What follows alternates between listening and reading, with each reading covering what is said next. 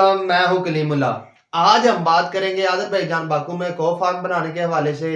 इसका तरीकाकार क्या है और इसके लिए इन्वेस्टमेंट कितनी चाहिए। हमारे साथ हैं अली अकबर साहब। अस्सलाम वालेकुम सर, क्या हाल है? वालेकुम अस्सलाम कलीमुल्ला, मैं ठीक हूँ। आपका क्या हाल है? अल्हम्दुलिल्लाह सर, मैं ठीक हूँ। जी जी। सर आप हमें बताएं, अगर कोई हमारा पाकिस्तानी भाई अज़रबैजान बाकू में को फार्म बनाना चाहता है, तो इसका तरीकाकार क्या है और इसके लिए इन्वेस्टमेंट कितनी चाहिए? जी कलीमुल्ला, सबसे पहले तो आज का टॉपिक आपका बहुत ही अच्छा है और इसमें रियली हमारे जो पाकिस्तानी भाई हैं उनके लिए बहुत ज़्यादा स्कोप है। शुक्रिया सर। तो वेरी गुड आज के टॉपिक के लिए। और दूसरा ये है कि अगर कोई भी भाई यहाँ पर कॉ फार्म बनाना चाहता है या गोट फार्म बनाना चाहता है, तो इस हवाले से आज की जो वीडियो बहुत अहम होगी। उसमें हम बात करते हैं कि कॉ फार्म का यहाँ पर स्कोप क्या है।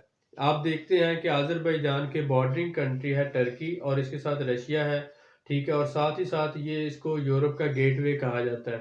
तो अज़रबैजान में ज़मीनें बहुत सस्ती हैं और यहाँ पर लेबर भी जो है वो बहुत सस्ती है। तो ज़मीनें आप इस तरह से समझ लें कि अगर पाकिस्तान में $12,000 या $10,000 की 1 एकड़ ज़मीन है, तो यहाँ पर वही ज़मीन $1,000-1,200 में 1 एकड़ मिल जाती है। जबरदस्त सर। तो क्योंकि फॉरेनर खरीद नहीं सकता, तो इसलिए वो ज़मीन को लीज़ पर ले सकता है 50 साल के लिए, 40 साल के लिए, या 99 ईयर्स 99 साल के लिए लीज़ पर ले सकता है। लीज़ पर लेने के बाद आप वहाँ पर जो लेबर होती है तकरीबन 100 से $150 महाना पर आपको लोकल लेबर मिल जाती है। जी सर। तो इसलिए इसका पोटेंशियल बहुत ज़्यादा है कि यहाँ पर ज़मीनें सस्ती हैं, लेबर सस्ती है। तो अगर आप कॉ फार्मिंग करते हैं तो यहाँ से जो बीफ है या जो मटन है वो एक्सपोर्ट होता है टर्की या रशिया को। जी सर। और रशिया एक बहुत बड़ी आबादी है, तकरीबन 14 से 15 करोड़ की वो आबादी है, और उसके साथ साथ जो टर्की 7 से 8 करोड़ की ये आबादी है। और टर्की में तकरीबन सालाना 1 करोड़ के करीब टूरिस्ट आ रहा है। अज़रबैजान में भी तकरीबन इस वक्त 40 से 50 लाख टूरिस्ट आ रहा है। तो जहाँ पर भी टूरिस्ट ज़्यादा होता है वहाँ पर गोश्त की डिमांड भी ज़्यादा होती है, जी सर। क्योंकि वो टूरिस्ट जो आते हैं वो मोस्टली बीफ खाते हैं, कबाब खाते हैं, और उन्हें गोश्त ही खाना होता है, सब्जियां नहीं खाते। जी सर। तो इसलिए यहाँ पर गोश्त की डिमांड हर रोज़ बढ़ रही है क्योंकि टूरिस्ट बढ़ रहा है। उसके साथ अगर आप आते हैं तो ऐसे कंट्रीज जहाँ पर शराब पी जाती है वहाँ पर गोश्त की डिमांड बहुत ज़्यादा होती है। तो क्योंकि अज़रबैजान में शराब पी जाती है, लोग शराब पीते हैं, और यहाँ पर 99% लोग जो हैं वो शराब पीना इनका कल्चर है। तो इसलिए ये गोश्त भी मजबूरन खाते हैं या लाजमी इनको खाना पड़ता है। जी सर।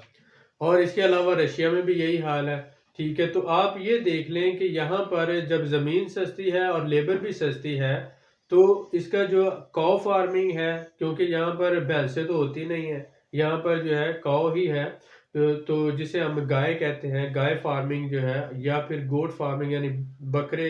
यहाँ पर बकरे नहीं होते, यहाँ पर जो दुम्बे होते हैं वो होते हैं, यानी दुम्बे। तो अब दुम्बे या दुम्बियाँ, उसका आप कह रहे हैं दुम्बा फार्म कह लें, और उसके साथ साथ गाय का फार्म कह लें, अगर आप उर्दू में बात करना चाहते हैं। तो इसका स्कोप इसलिए बहुत ज़्यादा है कि तकरीबन इस वक्त पाकिस्तान में जो गोश्त है वो मिल रहा है तकरीबन 400 450 रुपए का केजी है। ऐसा ही है तो सर। एक मनात जो है वो 100 रुपए का, तो इसका मतलब 4.5 मनात का केजी पाकिस्तान में है। यहाँ पर वही गोश्त जो है 10 मनात से 12 मनात में पर केजी पड़ रहा है, सेल हो रहा है, 12 मनात तक पर केजी है।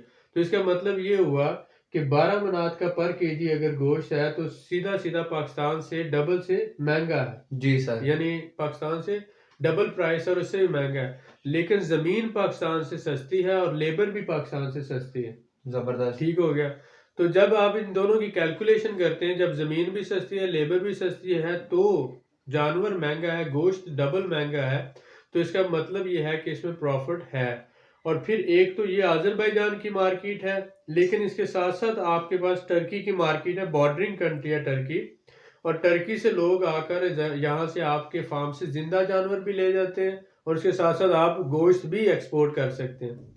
इसी तरह से रशिया का भी यही हाल है कि आप रशिया में भी बहुत ज़्यादा एक्सपोर्ट कर सकते हैं।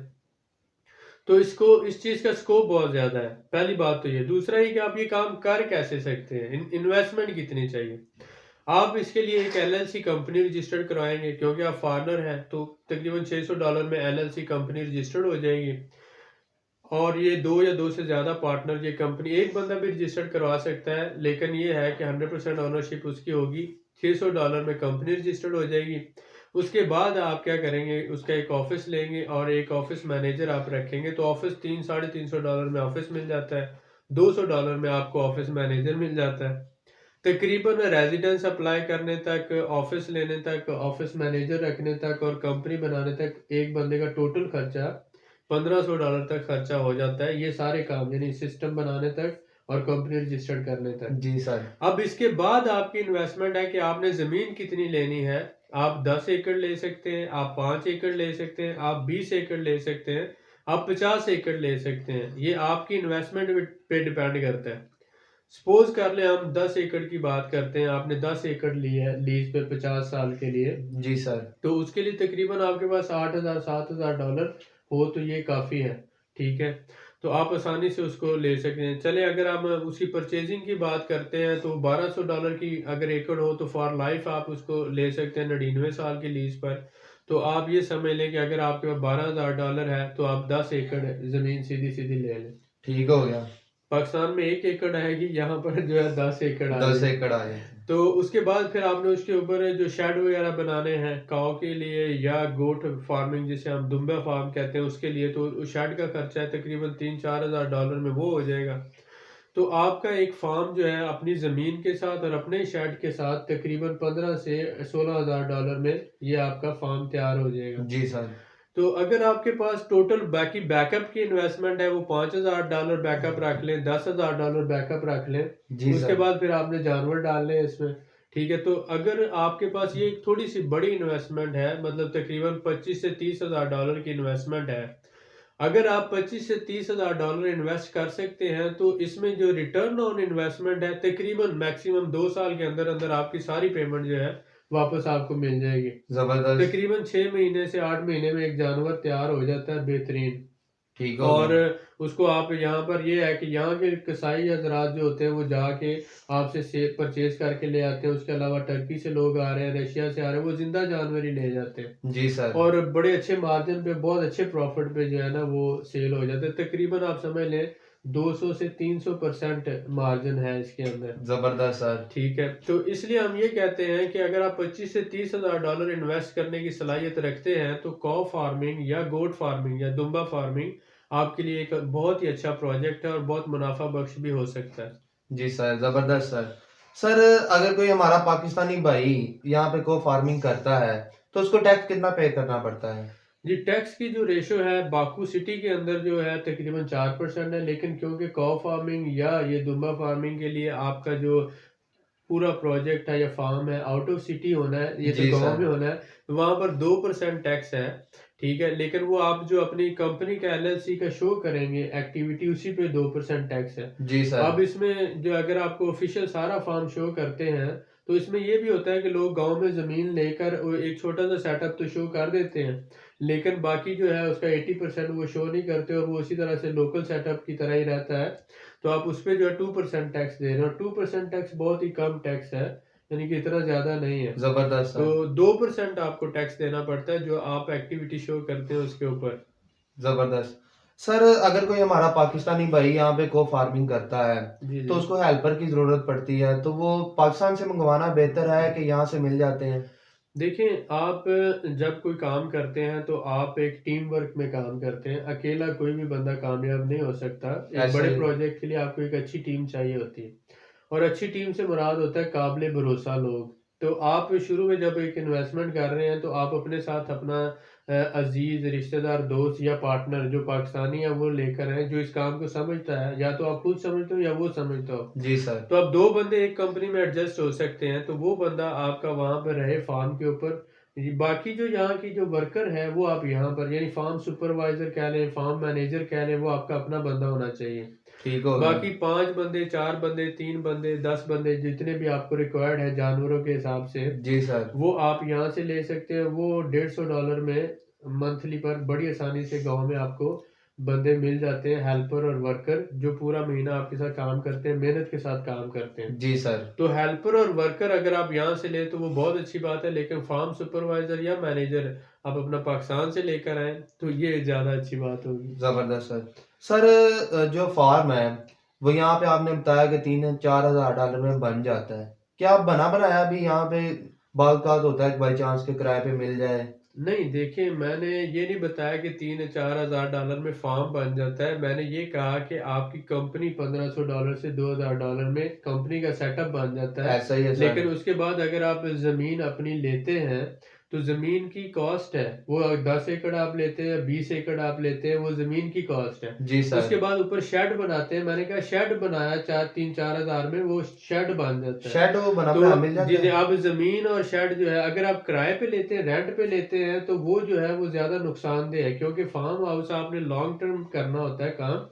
तो इसके लिए कम से कम वो जो जगह है क्योंकि उसमें जानवरों के चारे के लिए भी निज़ाम होना चाहिए, ऐसा ही है जानवरों का सर। आगे पूरा उन्होंने घूमना है, आगे जो चरने के लिए जाना है, वो आपका जो चरवाहा होता है या जो लोग होते हैं वो लेके जाते हैं। तो ये पहाड़ी इलाका है और यहाँ पर ये तो इस तरह का निज़ाम कि आपकी कम से कम 10-12 एकड़ ज़मीन आपकी अपनी हो जहाँ पर जानवर घूम फिर सकें ज़बरदस्त और सर। आप जानवरों के लिए चारे का बंदोबस्त कर सकें। जी अब सर। इसमें ये है कि अगर आप सिर्फ शेड किराए पे ले लेते हैं, तो उसमें आपको नुकसान होता है। बहुत से लोग जो होते हैं वो इस तरह से शेड उन्होंने बनाए छोटे-मोटे और आगे किराए पे दे देते हैं। किराए पे वो महँगा देते हैं, ठीक है? मसलन सपोज़ करें आपकी वो होना चाहिए $1000 का, तो वो आपको $3000 में किराए पे देंगे। तो आप वो क्यों हर साल उसका किराया भरें? आप अपना यानी उस तरह से आप एक तरह से लॉस की डील कर रहे होते हैं। तो आप अपनी ज़मीन लेकर खुद ही एक शेड बना लें, तो वो ज़्यादा अच्छा है। लेकिन ज़बरदस्त। बाज़ दफ़ा होता है कि कोई गोल्डन अपॉर्च्युनिटी आपको मिल जाती है सर्च करने से। जी सर। तो कोई अगर गोल्डन अपॉर्च्युनिटी मिलती है तो उसको यूटिलाइज़ करना चाहिए। लेकिन जब हम उसका कॉस्ट एंड बेनिफिट एनालिसिस निकालते हैं ना, कि हमें इतना पैसा लगाकर इसका इतनी जो हर चीज़ की अपनी एक वैल्यू होती है। जी सर। तो जब हमें पता चल रहा हो कि ये जो चीज़ है इसकी हम सही वैल्यू दे रहे हैं, मतलब ये मोबाइल है, अब मुझे पता है कि ये $400 का सपोज़ करें, जी सर। तो मैं $400 अगर इसका दे रहा हूँ तो मैं देख रहा हूँ इसकी फंक्शनैलिटी और ये वो और इसका कंपैरिज़न दूसरे मोबाइल से भी कर रहा हूँ और सारी चीज़ों से और फिर बाद में जब मैं सैटिस्फाइड होता हूँ कि इसमें जो फीचर्स हैं, जो क्वालिटी है, हर चीज़ है, उसका $400 होना चाहिए। जी सर। तो ही मैं $400 दूँगा। लेकिन दूसरा कोई मोबाइल है मतलब तो उसका हो सकता है कि मैं कहूँ ये $100 भी मैं देने को तैयार नहीं। तो आप हर बंदा जो होता है वो जहाँ पर पेमेंट कर रहा होता है वो कॉस्ट एंड बेनिफिट एनालिसिस करता है। जी सर। अगर उसको समझ आती है कि ये डील अच्छी है, जो बिज़नेसमैन है वो तो ये समझता है कि ये डील अच्छी है या बुरी है, तो ही वो इन्वेस्ट करेगा, तो ही वो पैसा लगाएगा। जी सर। लेकिन यहाँ पर बने-बनाए शेड लेने का रुझान इसलिए नहीं है कि इन लोगों को ज़मीन की कदर और कीमत का पता ही नहीं है। आपने तो एक नाकदरे से ज़मीन ली और फिर आपको पता है कि आपने उससे क्या काम लेना है। जी सर। तो अगर इन लोगों को पता हो, तो ये खुद ही शेड बना के खुद ही ये सारा काम ना कर लें। तो ठीक हो जो गया। बंदा जिस बंदे को किसी चीज़ की वैल्यू का पता है, उसके पास हीरा है, तो वो हीरे की कदर को जानता है, तो वो खुद ही उसका कर लेगा। ऐसा ही है लेकिन सर। हम तो ये कह रहे हैं कि इनके पास हीरा है, लेकिन इनको हीरे की कदर का पता नहीं, तो जिन लोगों के पास पैसा है या तजुर्बा है, वो लोग उसका फ़ायदा उठा सकते हैं। तो इसलिए सबसे बेटर ये आप आएँ, ज़मीन लें, अपना शेड बनाएँ और काम शुरू करें, वर्कर रखें। इनको पता ही 2-3 साल बाद चले कि ये हो क्या रहा है जी और सर। यहाँ से आप उतनी देर में अपना जो अच्छा खासा मुनाफ़ा कमा चुके हो और आप बहुत आगे निकल चुके हो जब तक दूसरे लोगों को पता चले। ज़बरदस्त सर। सर हमारे पाकिस्तानी भाइयों के लिए इस बिज़नेस में क्या स्कोप है?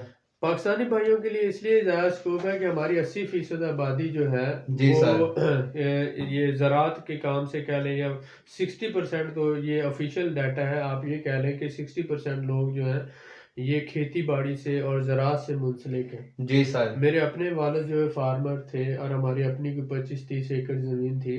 तो बात ये है कि हम कहीं न कहीं हमारा बैकग्राउंड ऐसा होता है कि हमारा गाँव से ताल्लुक़ होता है। तो 60 से 70% आबादी जो है वो मवेशी रखना, खेती-बाड़ी करना और इस सारे काम से वो अच्छी तरह से वाकिफ़ है। जी सर। तो उनके लिए फार्म हाउस बनाना या ज़मीन को इस्तेमाल करना अच्छे तरीके से और ज़मीन कैसे सोना उगलेगी उन्हें बेहतर पता है। जी सर। तो हमारे भाई बहुत से चाहे उनमें एजुकेशन की कमी हो लेकिन उससे वो इस काम को बेहतर तरीके से समझते हैं कि ज़मीन में खेती-बाड़ी कैसे की जा सकती है जी सर। और फिर जानवर जो हैं लेकर आगे किस तरह से उनको फार्म बनाकर जानवरों की देखभाल कैसे की जा सकती है और उससे फ़ायदा कैसे लिया जा सकता है। बहुत शुक्रिया सर। तो बहुत शुक्रिया सर आपका। इसलिए इस हवाले से इसमें बहुत ज़्यादा पोटेंशियल है। जी सर, इसमें पाकिस्तानी भाइयों को इस पे फोकस करना चाहिए। बहुत शुक्रिया सर आपका। वेलकम। मजीद मालूमात के लिए हमारे चैनल को सब्सक्राइब करें, वीडियो को लाइक करें और शेयर करें। बेल आइकन को जरूर प्रेस करें ताकि हमारी अगली वीडियो आपको मिल सके। अल्लाह हाफिज।